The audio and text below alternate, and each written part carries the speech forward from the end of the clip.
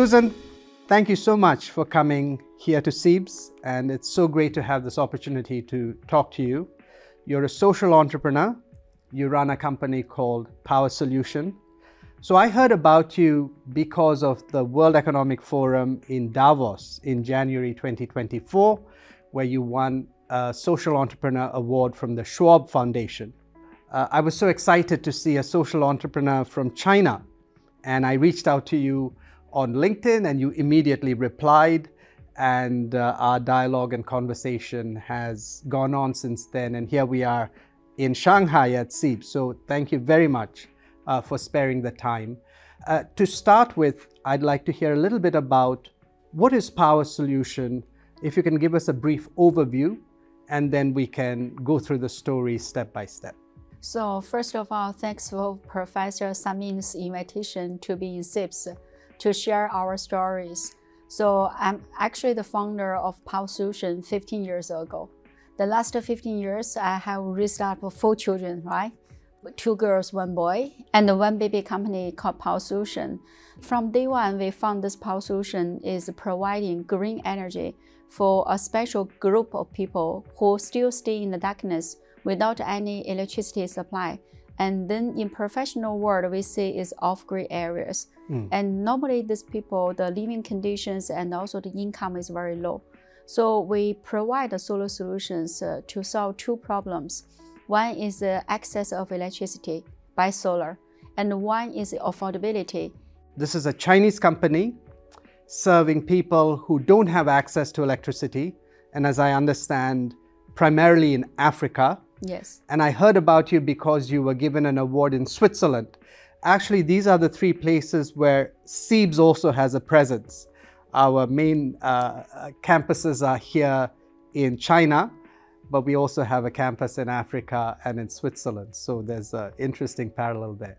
So let's go through your story then, starting from the beginning. Tell us a little bit about the startup period of the company in the early stage. The challenge for startup is always the same. You need to find the right customer. You need to define the right product spec. But our challenge is more seriously than the normal companies because we decided to find the solutions for less privileged populations who is still maybe around the poverty line, and the affordability is the most challenge. I remember 15 years ago, in order to define the right products, I bring the 2 suitcases to travel to Africa to visit a lot of farmers and also to do a lot of field study, also Indian. So in 2009, there is about 1.2 billion people out of power. So until today, there are still about 780 million people still in the off-grid. We have our mission, Power-Solution, to serve this BOPs, bottom of pyramid population. But how you convince your partnership who is local importers or distributors to join you to deliver to the last mile. Because everybody knows as a businessman, to earn the rich people money easier, profit margin is higher.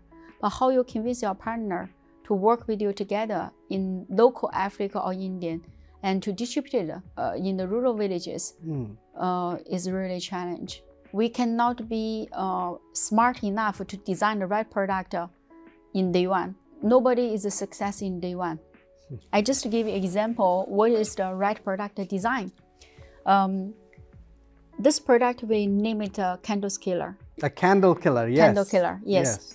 But our partner, Total Energy, give a beautiful name. It's called Pocket Sunshine. Pocket Sunshine. Yeah, Pocket Sunshine. Very nice. When you see this product is only 9 parts. The retail price is $5, but the lifespan of product is 5 years. So that means farmers spend $1 1 year for solar energy. So it's charged by solar panel here, and it's lighting here. So we did field research. There are 2 brands. We did a field research. We found out farmers spend $1 to $1.5 1 month for kerosene lamp. And the affordability is one month kerosene lamp will buy 1 year solar for free. So that means the affordability. But in order to make it affordability is we design this only 9 parts. We cut down the stand because the transportation logistics in last mile is even extremely expensive than the product itself. Right. But we don't want the user interface not friendly if the stand is so low. So we make a small innovation, very small innovation. We just make a hook on the stand. And then we found there are so many bottles, Coca-Cola bottles, Pepsi bottles, available in the last mile. So we just hook this stand onto the bottle as a stand you may see on the table. This is very good for reading, user-friendly. So in this case, we saved a lot of logistics, and to make the cost of the product is $5. This is the only example how we design the product. We use as minimum material as possible, and then reuse the bottle as a stand available locally. And then we make the batteries inside is replaceable. So we can enlarge the life cycle of the products by easily replacement. We did a lot of research in the field, and to make every cent they spend is countable. That is how we design the products. But this is not success in day one. Today, you see this candle killer is already the 4th version we update. Right. The old version may be bigger plastic or the bigger stand and even costly. If you ask me to give advice of the startups how to survive in the first period, don't expect everything is perfect. Move out your leg first and improve day after day. Insist on innovation and improving. And of course, you need to find the right partner. I still remember my first customer from Ethiopia. I convinced him to buy 60 pieces to just 1 box to put in his container to ship together to Ethiopia. So I told him this is a necessary business because 80% of the population in Ethiopia in 2009 is in rural. Right. It's a huge demand. But I'm also not sure because I don't have any success case or proof in Ethiopia people will buy. He is the first one to import the solar to Ethiopia. He's the first person together with us. And then I convinced him to say, why don't you try? There is a big market size. And if you failed, 60 pieces could be for charity. As a rich people, you can help your rural villagers or farmers as a charity, right? When we select our customers, partners, it has a capital capacity. He is not in the solar business, but he should have the capital for business. And the second is, it's better he has ready channels to reach out to the villages. Some businessmen maybe not in solar in the initially beginning, but they are in the business. They are in the rural business. For example, fertilizer, right, seed, and the salt, food. So there are so many partners you need to sort it out. It does not mean to say you see everybody is your customer. Yes. So in the survival period for the startups, right products, right partner. Right. Start from small. Don't expect perfect, and insist on innovation and improved. Very, very interesting. Fascinating at many levels. It's a story of addressing the BOP market, as you said, base of the pyramid.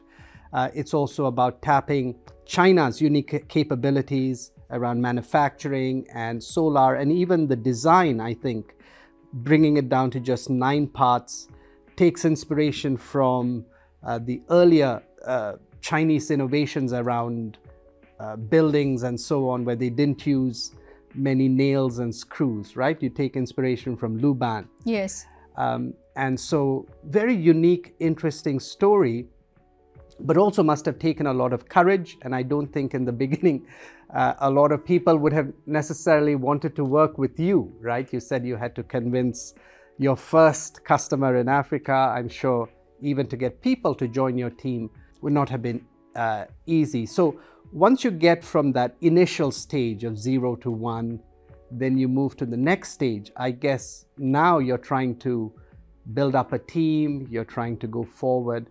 What is the next phase of the story? First phase we say is a survival phase. How you make proof of concept. But how to make it sustainable is a second phase challenge. So how you copy the same model or find the same partners.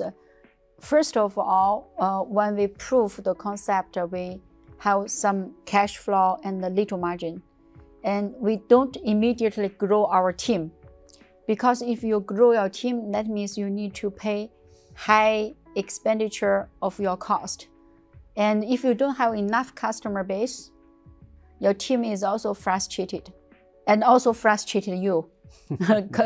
Come back to you. In the beginning, we still find more partners in different countries.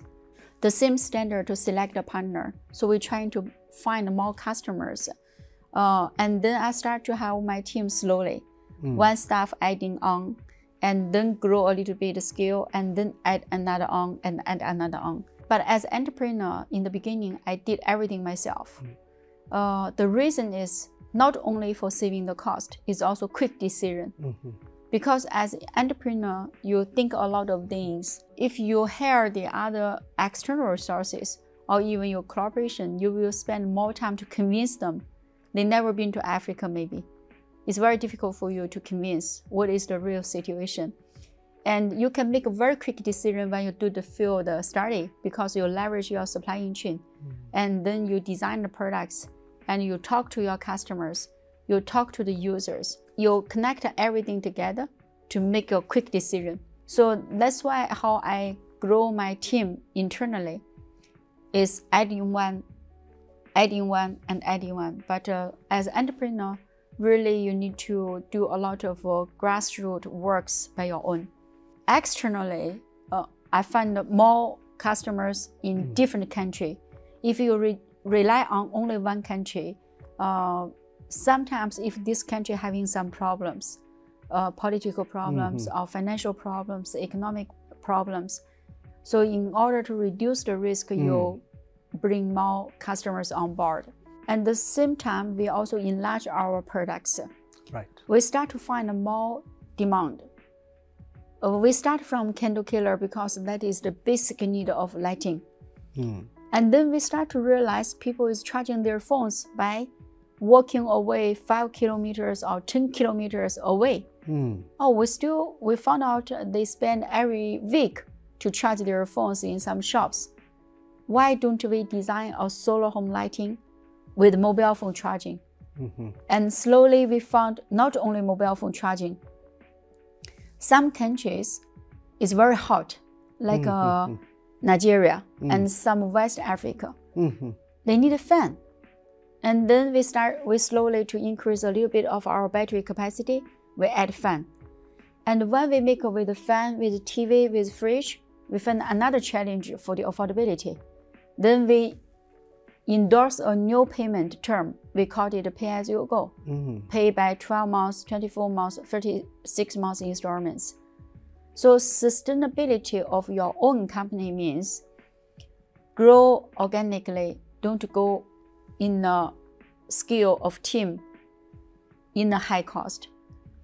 And as an entrepreneur, grassroots and make everything by your own is a master period, according to me. And then find more partners, more customers to sell more until you make a bigger team. And then you have to have the product grow innovative constantly is also very important. So that is how we experienced our second phase, sustainable and gear up. Just to understand a little bit the timeline, you started the company around 2008, 2009? 2009. When would you say you started moving from the first phase to the second phase, making the company more sustainable? Roughly when did you start making the transition? 5 years. Right. 2009 and 2014 right. Is coming to the sustainable phase. So during the sustainable phase, you now are building up the team, you are extending the product portfolio, and then in terms of countries, markets as well, you have expanded that. a little bit. And all the focus is in Africa, right? Throughout this time. The second phase, yes. In the second phase. Yeah, but the first phase we start Asia and Africa. Right. But again, now you're very clear. The focus is primarily in Africa. You mentioned Ethiopia, you mentioned Nigeria. What are some of the other key markets that were becoming clearer to you during that second phase? Our focus is East and West Africa most.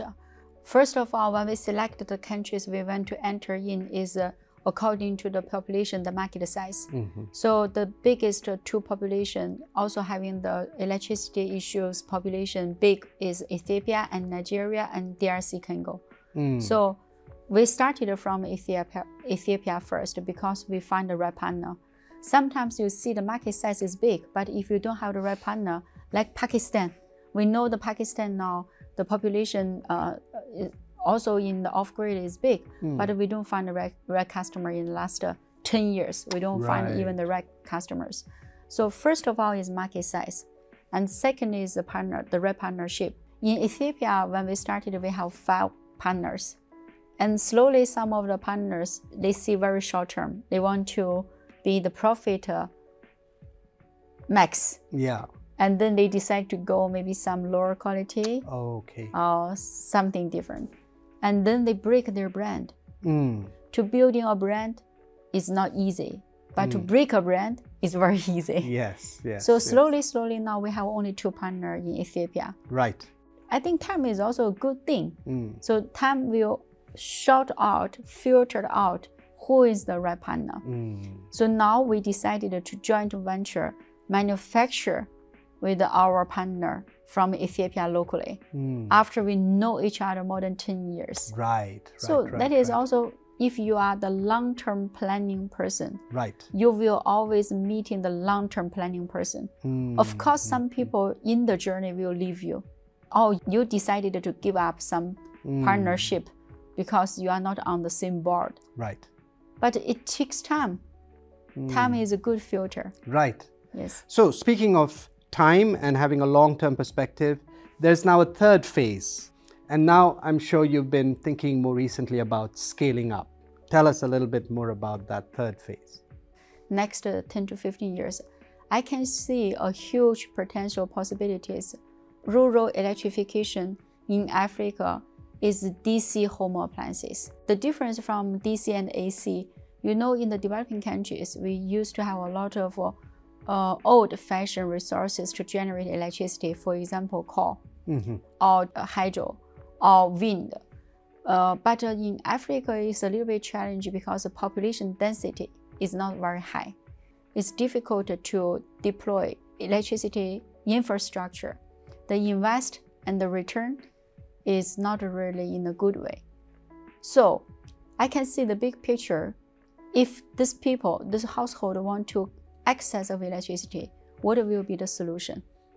Hydro is not possible, wind is not possible, only the solar. China's supply chain by solar and also storage of battery is coming down. Maybe economically for these vendors, manufacturers or suppliers is not good news because when the price is down, the profit margin is coming down. But it's good news for Africa. That means the affordability is keep increasing. So I can see the individual off-grid solar-powered storage might be a big potential of access of electricity in rural Africa. And then if this is going to be the trend, so the people deserve or looking for the better life. That is a human nature. Everybody wants a better life. And then what about Energy Plus? There's going to be a bigger chance, like a solar TV, solar DC fan, solar DC fridge, even solar DC freezer. This is about next 10 to 15 years. And also I see another potential. Maybe this could be a record. We will check after another 10 to 15 years. I see there is a huge electronic vehicles around the world deployed. What about the second life of the car battery, electronic car battery, where it should be used? I think instead of recycle, maybe we can reuse, because the car battery still have 50 to 70% left when it is not good for car, but it could be good for DC home appliances. So if we can consider all the low carbon program design, instead of recycle the battery, it should be reused for these rural communities.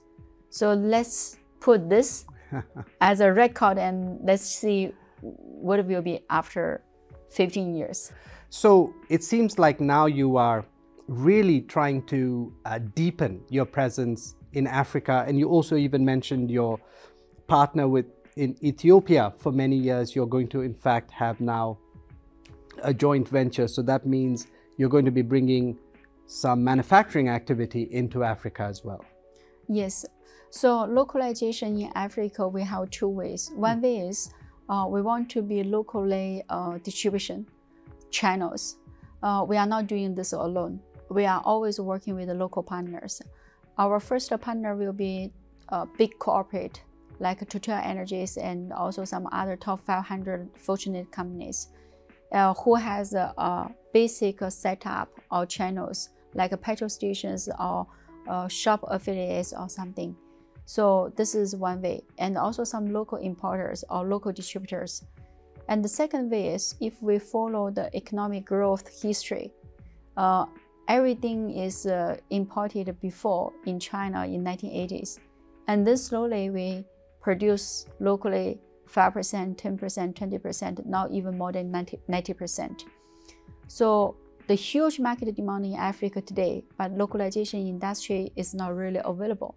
But sooner or later, the government also want the job employment, technical transfer, locally made and locally sell. Should not be always import from overseas and locally sell. If we look at long term, we want to be the first frontiers. Because we have the manufacturing experience in China, why don't we leverage our experience and also our resources of green energy and then to empower locally? So manufacture is not only the cost effective, because you produce locally, the cost is low. It's also somehow you can easily to build up an ecosystem for after-sale service. So if you can replace the product easily, the parts in the low cost, to enable these people to get second lifespan of their products, that will contribute back to your brand. So it somehow is like a win-win-win. The local government is win, we solve their problem, job employment, technical transfer. The local people is win because they use a low cost to be more affordable, and they can enlarge their lifespan of the products by parts available. And our company is also win because we supply this service or produce the locally manufactured. We are going to get a bigger marketing share. But also, of course, we also expect a lot of risk. For example, the policy risk, the cultural risk, the currency risk, because African currency is always facing the challenges. But the risk is always there. The only thing if you see the big picture and you trust for it, you have to move forward. So that is our plan for the future is localization.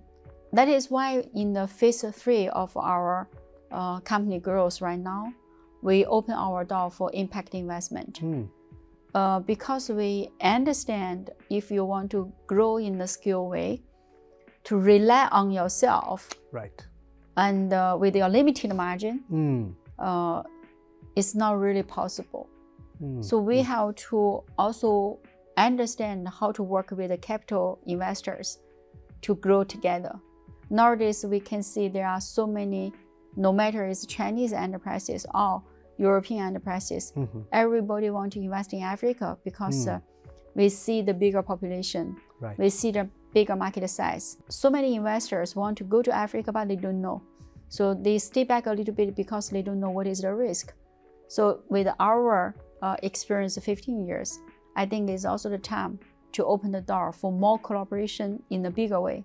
Investment, partnership, or how to grow the local industry together.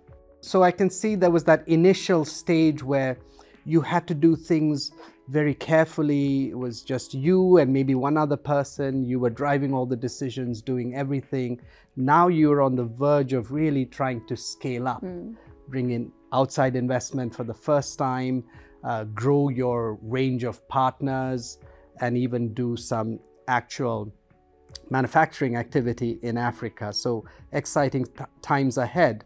One of the things you mentioned, and that's always of great interest to me, is strategic partnering, right? As a relatively small social enterprise, you said you partnered with a large European multinational, Total.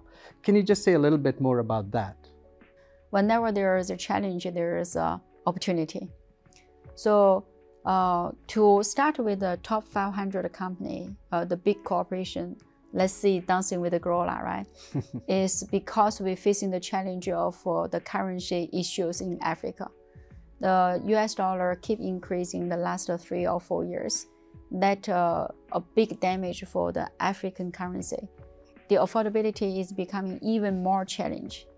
Then I started thinking is how I can avoid these problems. We start to do the research. We see some people from some companies from Europe is willing to do the good things in Africa, like Total Energies. They wish to empower these people.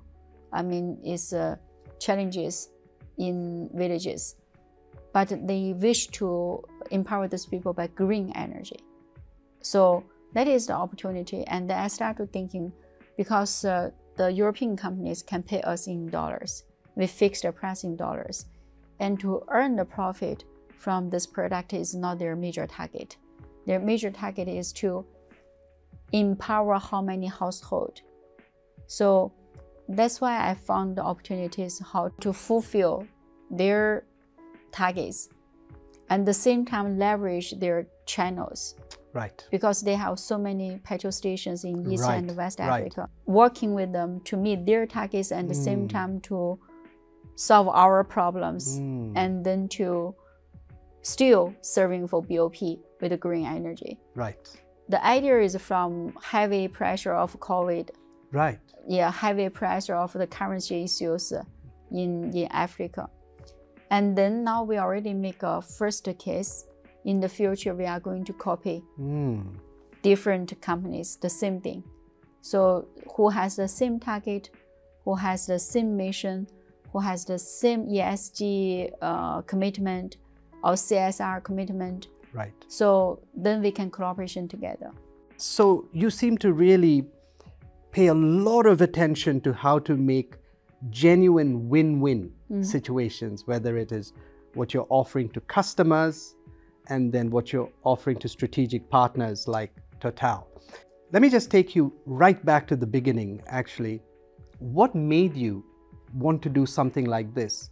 Because for somebody to persist and show so much perseverance over a decade and a half, and that too, you were thinking about things that a lot of people would not have normally been thinking about, how to target the base of the pyramid.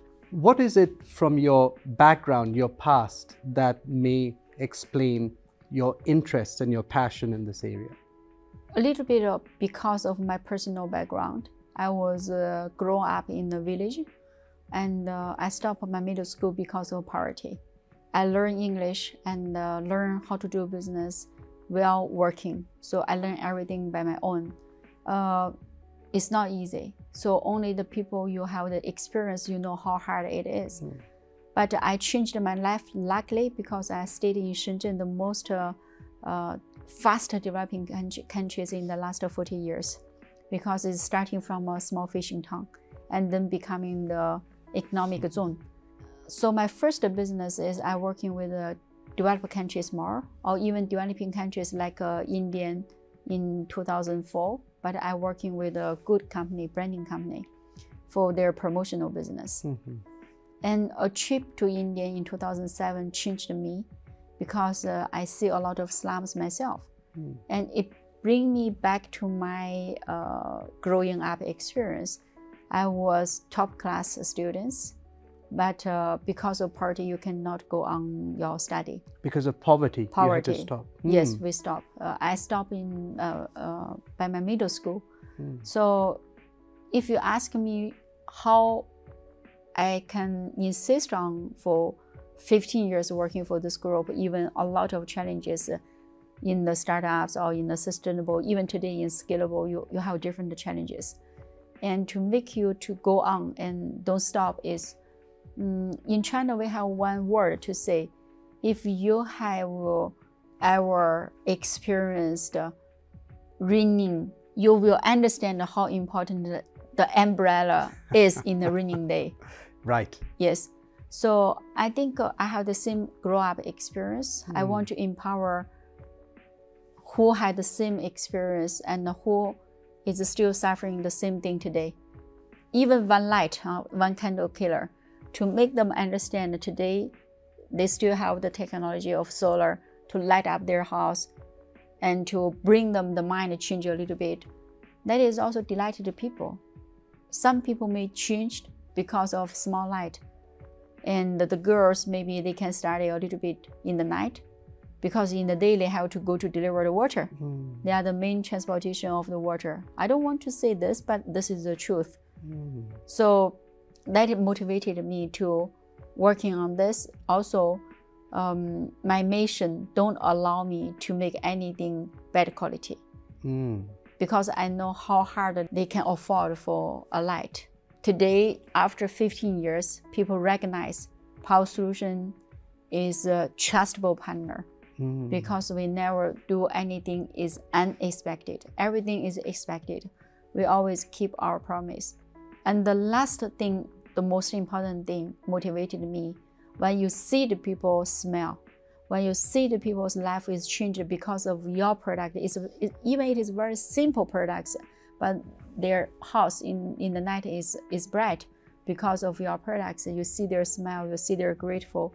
They can understand, oh, this girl is also used to be one of the BOPs before, and now she changed her life, and she motivated and created the solutions. So sometimes you give the people the inspiring spirit to see the proof.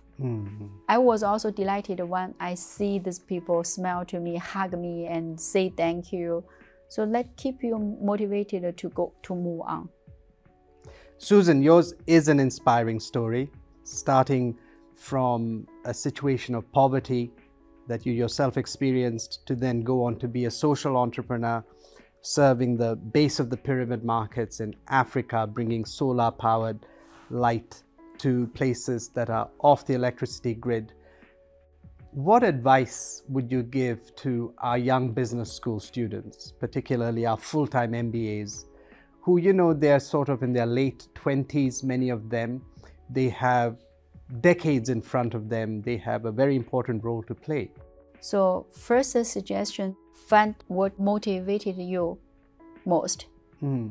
Very important. So if you can do something, if you can select something social for good, but also financial good, you cannot make a contribution to burn yourself only to make something good for some other people. Right. And the second question, if you selected and you decided what you want to do, insist not to give up. Yes. Sometimes we say, you dig. You give up just because 2 minutes before the diamond is exposed, right? Right. So nothing is easy. And the last suggestion will be, we can think big. Big vision. Finally, I will go there. But start from small. Don't expect it to be perfect in the short term, but every day you can see yourself growing. Success has many standards. Just to give you an example for our solar media, I want to give the digital education for this population. I don't know will help them or not, or it's only I imagine it will help them. So I developed this solar media devices for 4 years. And then after I launched this product, I sell only 1,000 pieces a year. So that means your investment is not coming back. But the small investment, I can see the proof of concept, people really learn and empower themselves. Also come back to motivated me. Oh, this is really good. So when you prove one of your decisions right, and prove another one, and prove another one, it will motivate you to go further. In the word is think big and start from small. Wonderful advice. Susan, you're a Chinese social entrepreneur for who Africa is close to your heart. We at CEIBS have a very important community in Africa, our alumni community. What would you like to share with them? I know innovation is really important to make the world better and better, but there is a shortcut. What will be the shortcut is cooperation. Today, when we see the Africa growth, yes, they need a lot of things, but a lot of solutions is already available in China. So try to leverage that experience. The local Africa has your own advantage. You know the culture better, you know your people better, you set up the local facility easily. But to leverage of Chinese, for example, manufacturer experience, product design experience, and how to make the cost low experience, and the business model, and the data center, for example, collaboration is the shortcut. I need to encourage the Africa youth. I can see a bigger opportunity, and I can see the energy of the youth in Africa. People is willing to take a risk, is want to create solutions, want to grow their countries. So I trust Africa is going to be very potential market size and also a better world in the future. And I really admire Africans, no matter today, the economic data, but they always smile. They are so happy about their life. They are so near to their natures, and they protect the environment from day one. So that is, I really admire that. I am really very grateful that you came and you've shared your story. We've covered a lot of ground, how your background inspired you, how it's been a long journey of perseverance, how you moved from the early survival mode to making the company sustainable, now looking to scale up. The thing that strikes me is that you seem to be constantly managing competing tensions and been doing this so well over a long period of time. The long-term vision, but the need for short-term activity, the focus on high quality and really aiming to do your best, but at the same time, starting small, starting with imperfect solutions and then improving as you go along. And then, of course, balancing this whole tension between what is the social mission versus the commercial imperatives, because you were clear you didn't want to have a non-profit or an NGO. This is a for-profit business. This is the sort of thing we talk about in the classroom and encourage our students to think about. But when you see somebody who's actually lived this out and who embodies this in her life, that is truly a special gift you're sharing with all of us by sharing the story. So thank you very much, and I will be following your progress with great interest, and I sincerely hope that people in the CEIBS community in China, in Africa, in Europe will find interest in the story, and hopefully some of them will cross paths with you at some point. Thank you. Thank you very much. All the very best, Susan.